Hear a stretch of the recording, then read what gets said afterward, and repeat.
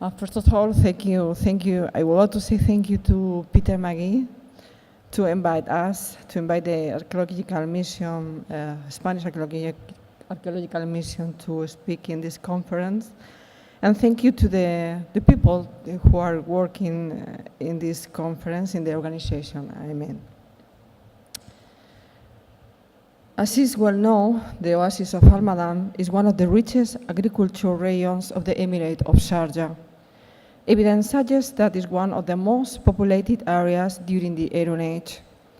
We have been excavating this for years, concentrating on a village with an economy based on livestock breeding and agriculture, as well as on facilities related to it, as the subterranean gallery of a supposed gale fallads that irrigate the agricultural area located outside the village. Backed in all times by the direction of Sharjah Archaeology Authority, I mean Dr. Sabah Yassim and Mr. Isa Abbas, we have defined that we were digging on an Iron Age gallery, but it is true that a fallage or any structure had to be dated at least by pottery. The ancient palm grove in Almadan was founded between 2013 and 2015 and had already dated by pottery and mollusks found inside the irrigation area. But we looked for discover also the connection between the underground gallery or fallage excavated many years ago and this irrigation area plenty of pottery. In fact, our aim was to understand how exactly an artificial palm grove would have been created and developed in the middle of a wooden savanna at the beginning of the first millennium, thanks to the water brought from a high water table located to the east of this facility. On 2015, we opened 15 sounding in order to verify through an excavation the information suggested by the geomagnetic survey. So we have been able to prove that between the main excavation areas, there is a continuous trend that would have been the main channel providing water to the channel network to the cultures. The gallery no longer had the zigzag course that showed when it was underground, and at the moment it reached the surface became a straight channel. On Sunday 15, we discovered the two first derivations of our fallage. So the eastern fringe of world irrigation area has been founded, and this allows us again to draw a connection between the extension of the irrigated area and the artificial mounds along the channels, as the first mound starts at this point. We have been supposing that certain topographical alteration that seems to surround the mother plain under which we have found the channel network could be related to the agriculture. Our standing hypothesis would be that maybe those artificial mounds in the area could be related to agricultural work carried out in antiquity, as local elders assure us that here had never been any agriculture in this place, not any public works, any excavation, or any work for at least more than a century. We prove our hypothesis connecting the excavation irrigation area with one of those mounds in 2015.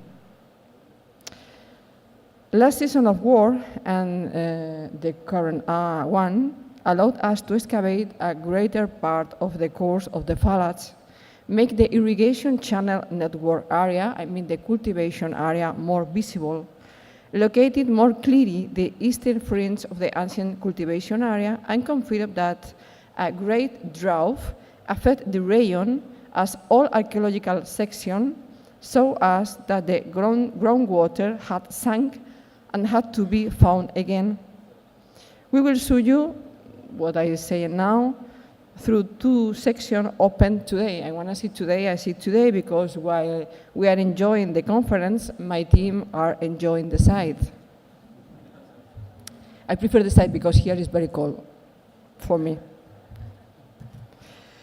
From 2015, we worked to understand much better the water distribution system inside the palm grove existing in antiquity at Almaden.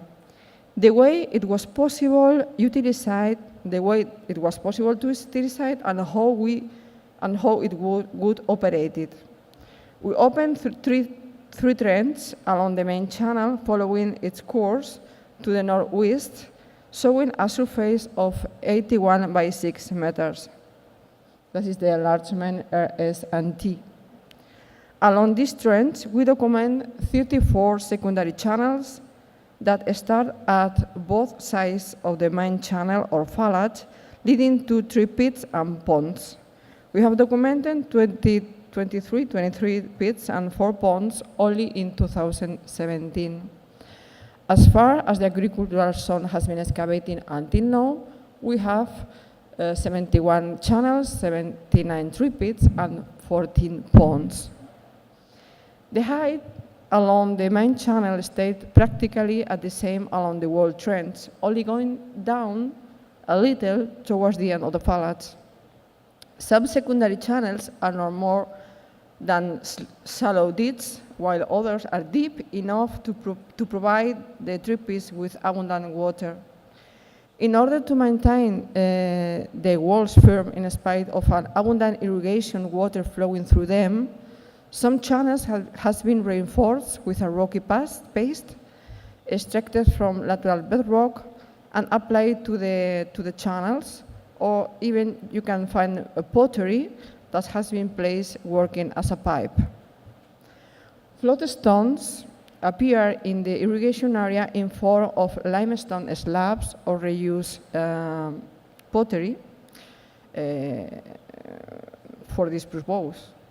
In channel 14, the vessel put into the channel could have a double function to stop the water, and at the same time give firmness to the walls as the channel gets 15 centimeters deeper immediately behind the vessel. We can see the same in channel 71, for example, founded before yesterday. The ponds are extraordinarily broad, between 5 to 10 meters, but the cross section of the sounding does not allow us to establish their length. This is more than twice that width of the ponds found in previous campaigns. After removing the sand and gravel inside the ponds, we have been able to see the reason of this breadth. 3 lines of 3 pits and the corresponding channel have been merged into this point during the second phase of the structure, a phase we have found for all sectors excavated so far.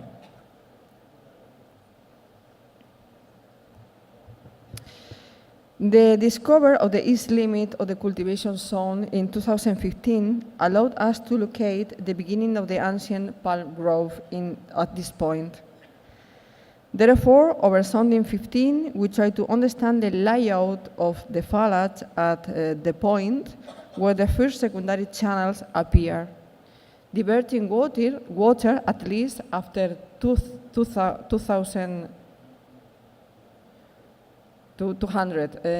meters as open channel to the ancient palm grove, so to the cultivation area starts here. Until now, we can assert the existence of the first 2 secondary structures, 2 middle-sized ponds, which limits could not be established lengthwise until now. Pond 9, for example, lies under a compact white mass of sandy rock and material, which is being excavated. We interpreted this mass as the limit of the cultivation area located on both sides of the fallage. We have not been able to remove the compact mass until now, but to be sure of this, but the excavation of the fallage at this moment has permitted to us to see the limit or passing point between one part and the other part of the channel. At its walls show trace of put-lock holes to put some kind of support insert there. We have excavated the fallads around 7 meters here to determine this depth. The fallads has also been deepened here in antiquity. Along this trench, its depth is 220 from bedrock, and from surface to bedrock, and his breadth is 50 centimeters. The bottom of the secondary channels, the one leading to Pole 9, was covered by a mass, what evidence that it was not in use at the end of the period. Lies to 120, over the bottom of the main channel. That means that the channel was deepened more than 1 meter in the second stage. Thanks to the excavation of this area, we can see not only the two faces of the fallads that we see in all the site, but also two abandonment faces that you can see in the picture. On 2015, 6 samples of 35 milligrams sediment each were taken to looking for archaeological microinvertebrates, in general acari or mites, in particular in this phallus sector. These faunas provide high-quality information about the paleo-environment of the site, data of the use and abandonment of the structures, health of the past human population, and their livestock. The aim of this preliminary sample in the main channel of the fallads was to assess the possibilities to such analysis in this hot and dry region.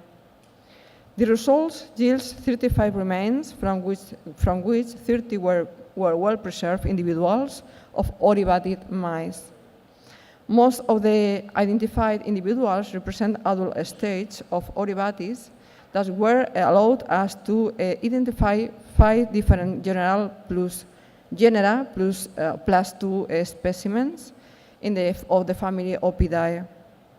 Such promising results in a very small sample led us to carry out a more systematic collecting sediment only 1 week ago on a strategic location of the fallads that will allow us to obtain a reliable paleo-environmental inference. Given the preliminary nature of this sample and the lack of the specialist information on the region, the paleo-environmental data is still in progress. However, the most of the important results is the fact that the well-preserved specimens of this fauna can be retrieved from these dry environments. We choose one of the best preserved profiles of the fallads for sampling, taking into account the different filling of the fallads at this point, the 7 layers, 7 samples, in order to accurately evaluate the ironate environment sitting at the site, as well as the abandonment states of different channels and pulse ponds.